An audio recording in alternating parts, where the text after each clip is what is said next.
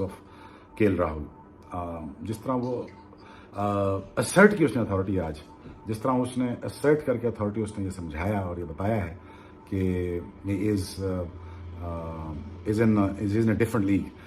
मैं देखता हूं कि उसकी स्टांस में या उसकी बैटिंग करने में बैलेंस कितना है। एंड के राहुल इस जिस तरीके से बैलेंस था उसकी बैटिंग में, उसके स्टांस में, और बड़े आराम से शॉटे मारा था। कोई उसको, जिसे हम पंजाबी में कहते हैं, थरथली नहीं थी पड़ी हुई। इधर ऐसे कोई ऐसे आराम से cool calm, just playing according to the line and length of the delivery. KL को तो मैंने भी बड़ा शक किया, हम सबने मिलकर केएल को बड़ा उसके ऊपर यहाँ शक शुबात किया। केएल ने मेरे समेत आज सबके मुंह बंद कर दिए। तो वेल डन केएल राहुल। एक तो मुझे समझ नहीं आ रहा है ये केएल राहुल कहां से निकल के आ गए और क्या खा के आया। मतलब इंजरी के बाद ऐसा रिटर्न, मतलब केएल राहुल के रन से कभी भी मसला नहीं था, उसके एटीट्यूड से मसला था। लेकिन केएल राहुल ने जो आज आके कैरेक्टर और एटीट्यूड दिखाया है, मतलब यार कमाल हो गया। Wrist work, cut shots, cover drives, pull shots, he had all the Nitish Rana बहुत अच्छी बैटिंग की भाई, मुझे जवाब दिया है सबको। पिच पे नीतीश राणा ने इस तरह बैटिंग की है, आई मीन वो ऐसा लग रहा था जैसे किसी और पिच पे बैटिंग कर रहा है भाई। वन डाउन उसको भेजा, राहुल को देखिए, सबकी परफॉर्मेंस, सबका कंट्रीब्यूशन अनबिलीवेबल। उन्हें भूख कितनी है, वो हंगरी कितने हैं। बैटिंग में सारे बैट्समैनों को भूख है। क्या पाकिस्तान की टीम को किसी ने मना करा हुआ है? अब आप आ जाए, जो है रोल उनको दिया है कि अगर आपको 5 एन ओवर चाहिए, 6 एन ओवर चाहिए, इवन 8 एन ओवर चाहिए आपको, सो फ्रॉम द टीम कि उनका नंबर जो है। और ये क्यों इंपॉर्टेंट है केएल राहुल, और ये क्यों इतना बड़ा प्लेयर है। हालांकि आप देखिए विराट कोहली बहुत अच्छा खेले, लेकिन चांसलेस इनिंग्स नहीं खेल सके। हालांकि अगर आप देखिए जितनी मुश्किल वक्त में केएल राहुल जब अंदर आए हैं तो उन्होंने कोई चांस दिए बगैर उन्होंने अपनी अथॉरिटी को शो किया। और देखें, इस तरह एक प्लेयर की ईमानदारी का पता चलता है। देखें, वो अपना 50 भी कर सकते थे, लेकिन वो श्योर किया वो अपनी, ऑब्वियसली जब मारने का टाइम आया तब वो मारेंगे भी, लेकिन जब वो फंसने का टाइम था वो फंसे भी। और तब क्या है, केएल राहुल देखिए बहुत ज्यादा अंडर द पंप रहे हैं पीछे। बिल्कुल भी आसान नहीं होता। अगर आप केएल राहुल के शूज में हो तो आपको थोड़ा सा आइडिया होगा कि चीजें कितनी मुश्किल है उनके लिए। हर बंदा जिसको क्रिकेट का पता है या क्रिकेट का नहीं पता, क्योंकि एशिया में लोग इसी तरह के, हर दूसरा बंदा कंटेंट क्रिएटर है, वो केएल राहुल के पीछे बातें कसता हुआ नजर आया। उन्होंने जो जो कह सकते थे केएल राहुल के बारे में कहा।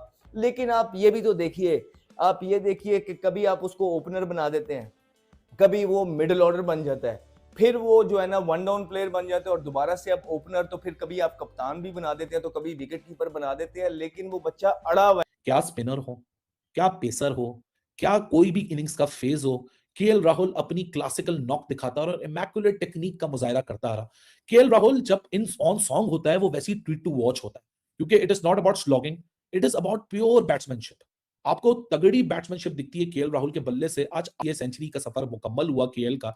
लेकिन अगर आज आप पूरी बैटिंग लाइनअप देखो, आज आप कंडीशंस देखो, सिचुएशन देखो, जिस मूवमेंट पे केएल वॉक इन करके आ रहा है इनिंग्स को स्टेबल करने के लिए, ये रोल है उस नंबर के ऊपर। और आप यही एक्सपेक्ट करते हो कि अगर ऊपर से फाउंडेशन नहीं बना so he will do the rebuild. और आसान नहीं होता है। ये विकेट उतना सीधा नहीं था, it wasn't a flat wicket. लेकिन केएल राहुल ने जिस तरह गेम अवेयरनेस और आज की मूवमेंट के ऊपर, हम केएल की बात करें या श्रेयस की बात करें, ये इतने एक्सपीरियंस हो चुके हैं कि इनके पास एक्सपीरियंस का तो मतलब वही वाली बात है ना कि उस एक फैक्टर में कोई कमी नहीं है। It all come down to one point कि उस स्पेसिफिक चीज के ऊपर एग्जीक्यूशन आपकी कैसे होगी। मतलब क्या कमाल किस्म की आज एग्जीक्यूशन थी केएल की तरफ से, where he just came, he saw and he conquered. Nitish Rana एक बहुत ही शानदार किस्म का टैलेंटेड खिलाड़ी है और उसने हमेशा नीतीश रेड्डी आगे फोड़ता है, कभी नीतीश राणा। और वो बताते हैं कि किस तरह से वो आईपीएल में जब उनको कॉन्ट्रैक्ट मिला था तो अपने वालिद के साथ बैठे हुए थे और फिर किस तरह से उन्होंने अपना जो पैसा उनको मिला आईपीएल से वो उन्होंने खर्च किया। लेकिन भाई पीएसएल आ रही है, कोई हाइप सुनी आपने उसकी? मतलब कोई शोर डला हो, कोई इंटरेस्ट पैदा हो रहा हो पीएसएल के हवाले से? मुझे तो फिलहाल लगता है बिल्कुल नहीं। आई गेस इनकी मार्केटिंग वगैरह क्वेश्चनेबल है, considering if you compare it with IPL. अब आजकल आईपीएल जिस तरह से चल रहा है। हाँ तो भाई तकलीफ हो रही है ना। और वर्ल्ड कप में ऑस्ट्रेलिया के खिलाफ एक तो फाइनल था, जो शुरू वाला मैच था, उसमें भी 2-3 जल्दी आउट हो गए थे, तो इसने बहुत शानदार तरीके से चेज किया था। तो बहुत अच्छा बेहतरीन किस्म का ये बैट्समैन है। और अभी T20 में तो जाहिर है कि वो फिर डिफरेंट स्टाइल से अब इंडिया खेल रहा है, लेकिन 50 ओवर की क्रिकेट में बहुत ही बेहतरीन खेलता है, शानदार खेलता है। और इनिंग्स को इसने जोड़ के रखा है एंड तक, एंड ही न्यू। देखें इंडिया जो है वो स्पेशलिस्ट जो बैट्समैन अगर आप देखें टीम में, तो गिल है, रोहित शर्मा है, विराट कोहली, श्रेयस अय्यर, और फिर आगे छुट्टी सिर्फ यही है कि विकेट कीपर बैट्समैन है।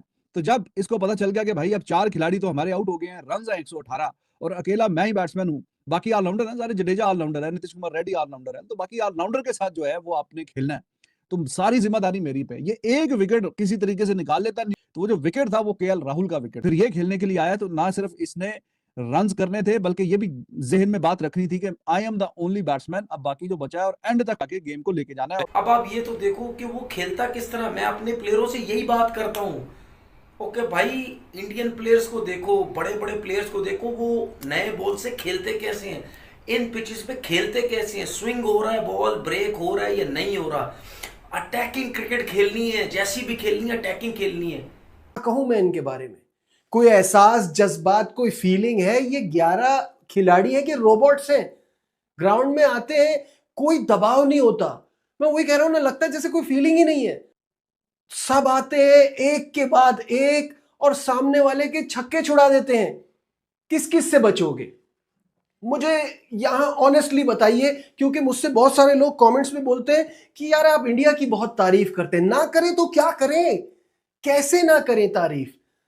Out of this world cricket हो रही है। ये वाहिद टीम बन गई है दुनिया की जो एक T20 वर्ल्ड कप से दूसरे T20 वर्ल्ड कप के बीच में एक सीरीज भी नहीं हारी है।